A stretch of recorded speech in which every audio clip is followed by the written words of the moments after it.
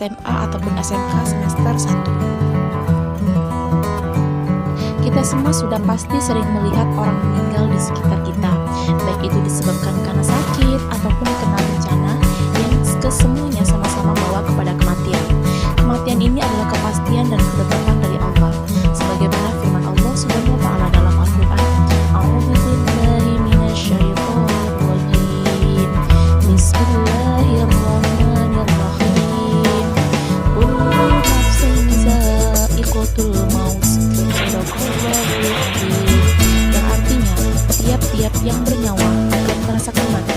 Quran Surat Al-Imran ayat 180. Tindakan yang pertama dilakukan saat menghadapi jenazah adalah: yang pertama, memejamkan mata jenazah jika mata si jenazah masih terbuka.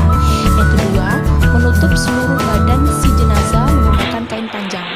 Yang ketiga, posisikan si jenazah di tempat yang aman. Yang keempat, kerabat dekat tetap boleh mencium si jenazah.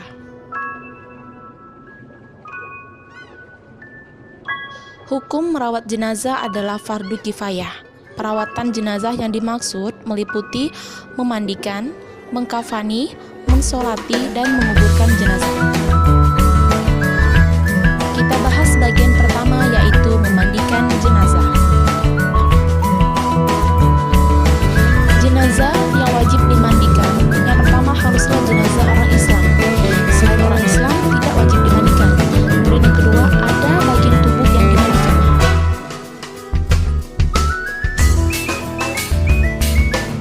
Adapun yang berhak memandikan jenazah adalah: yang pertama, jika jenazah laki-laki, yang memandikan laki-laki juga, selain istri dan mahramnya. Yang kedua, jika jenazah perempuan, harus perempuan juga, selain suami dan mahramnya. Yang ketiga, jika suami atau istri yang meninggal, yang paling berhak memandikan adalah suami atau istri dibanding lainnya. Beberapa hal yang harus diperhatikan saat memandikan jenazah, yaitu: yang pertama, tempat memandikan jenazah harus dalam keadaan tertutup dan tidak ditonton orang banyak. Yang kedua, letak jenazah di atas dipan atau tempat yang lebih tinggi. Yang ketiga, saat dimandikan, jenazah harus ditutup seluruh auratnya.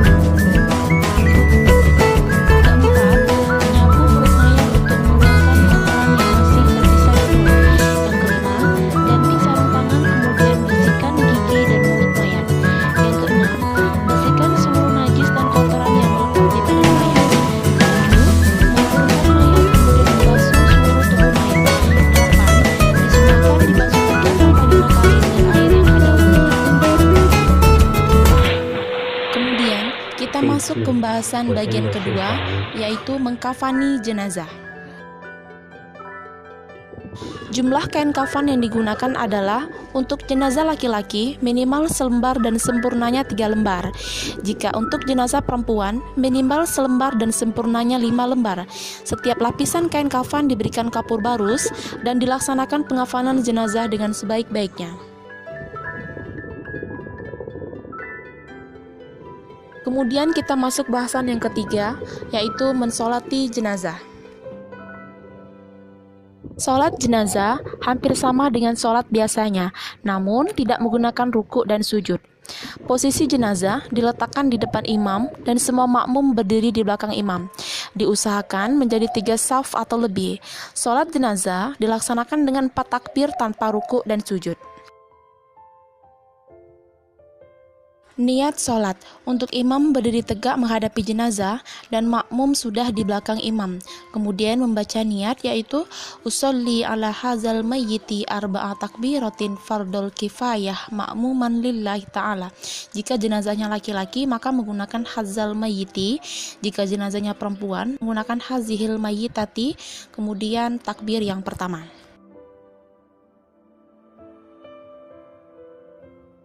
Setelah takbir yang pertama, kemudian membaca surat Al-Fatihah. Ayo kita baca bareng-bareng.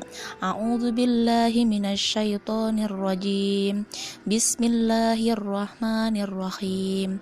Alhamdulillahi rabbil alamin. Ar-Rahmanir Rahim. Maliki yaumiddin. yaumiddin.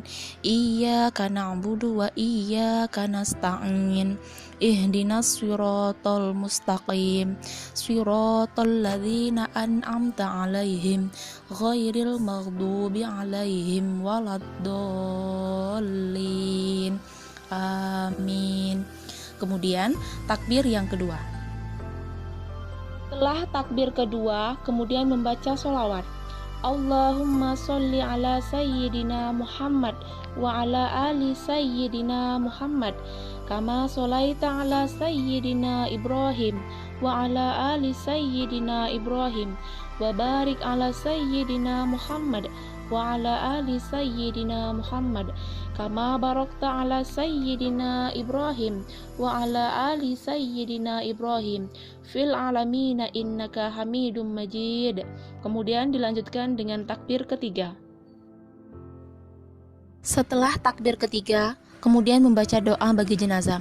Allahumma ghfir lahu warhamhu wa'afihi wa'fu anhu wa akrim nuzulahu wa wasi' mudkhalahu waghsilhu bil ma'i wath thalji wal baradi wan naqqihi minal khotoya kama naqqaita thawbal abyada minad danasi wa abdilhu daron khairan min darihi wa ahlan khairan min ahlihi wa zawjan khairan min zawjihi wa adkhilhul jannah wa a'izhu min azabil qabri aw min azabin nar.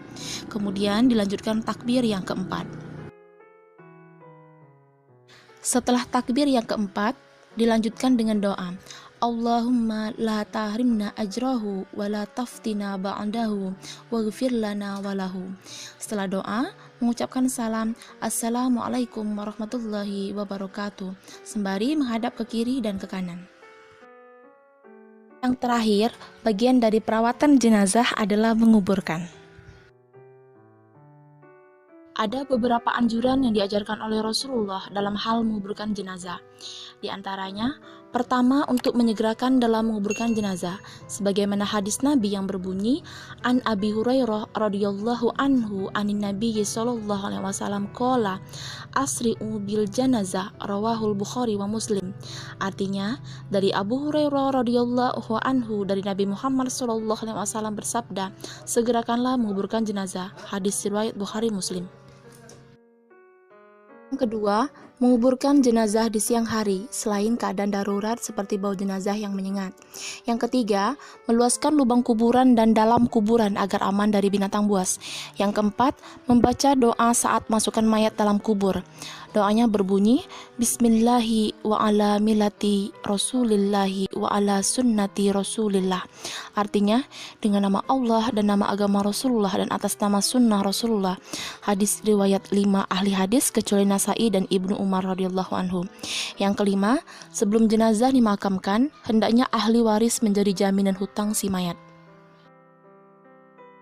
Dari materi yang sudah dijelaskan tadi, hendaklah terbentuk perilaku mulia terhadap tetangga ataupun saudara yang tertimpa musibah kematian, yaitu yang pertama, mengunjungi atau takziah tetangga ataupun saudara yang kena musibah kematian dan mendoakan sang jenazah. Yang kedua, ikut melaksanakan fardu kifayah, yaitu membantu pengurusan jenazah. Yang ketiga, semampunya dan seadanya memberikan bantuan atau sumbangan baik berupa uang, makanan, ataupun tenaga. Yang keempat, menghibur ahli musibah serta menasihatinya agar bersabar dan terus berdoa bagi si jenazah. Demikianlah pembahasan tentang pengurusan jenazah. Dari materi ini, kita bisa mengambil hikmah, hendaknya kita semua selalu mengingat kematian yang pasti akan datang menjemput kita, sehingga kita bisa menyiapkan bekal di akhirat nanti dengan amal-amal kebaikan. Silakan subscribe, like,